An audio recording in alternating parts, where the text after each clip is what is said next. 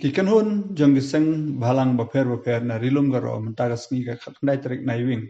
arajar hosan klelum lang hatura banyakran halor kilat kilenti banyadai kemaryang habin kejinga thir sani kula ne katok ne por klashim karai bantawia ka kanhun achik joint action environmental protection forum berkathong galong banyadai kemaryang kanhun galong man pekrpang makumno banyadai kemaryang namar kidon ke jins ir bayo hawi gasni kilum garo sasilen ban pentikna baik pateng banwan kin yo ek ya kemaryang ga bakhut ke basuba mentagas ni dagawai ga sur kalami ba ladan kam banyada kerpang ya kemaryang ban pene ya kimrat kidoum kidowa ki cloud betap bat ki kiwa hagan iznielang legit yu doktor Pletus K. Marak kum presiden usumbut presiden Reverend Insting CH Marak Jenas Tri Upulbat CH Momen lambat kiwe kino kam kaseng kathong kalong banya dai kemaryang ban khanglat ya ke jingti pathar ya ki marpo khndew Lalu cenga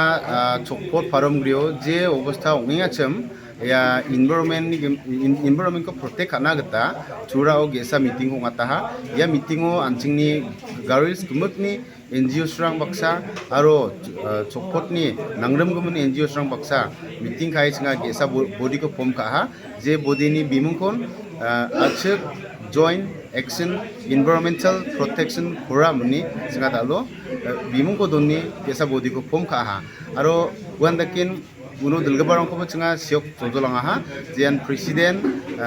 vice president secretary joint secretary aro un baksana ba anchingni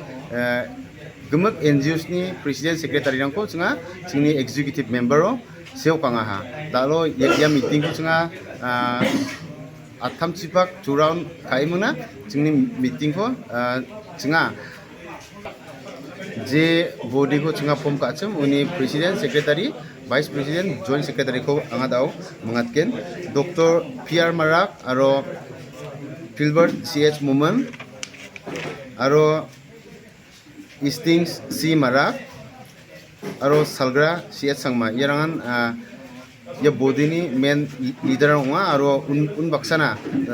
NGOs ni president secretary rang yarangan executive member ongwa ya kusana kana mutela